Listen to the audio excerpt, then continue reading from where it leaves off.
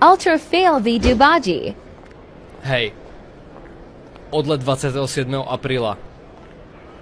Do Frasa. A dnes je 27. marca. Však my máme objednaný odlet na zlý mesiac.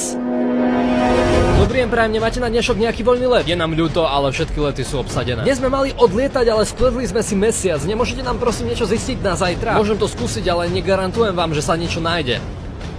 Tak čo, našiel si niečo? Hľadám na dnešok, čo sa dá, ale je všetko vypredané. Keď sa pozriem na zajtrašok, tak jediná možnosť je let o 4:00 za 9 000 eur a toľko peňazí vážne nemám. Po zajtra tam nie je nič. Tam je to s 3 prestupmi a cesta by trvala 20 hodín. Sme v pasci. Teraz, jak sa teraz dostaneme domov? Poslane niekde, ja neviem, auto alebo čo? Autom do Európy si sa zbláznil. To je tak cesta na 2 dní. Prosím vás, páni.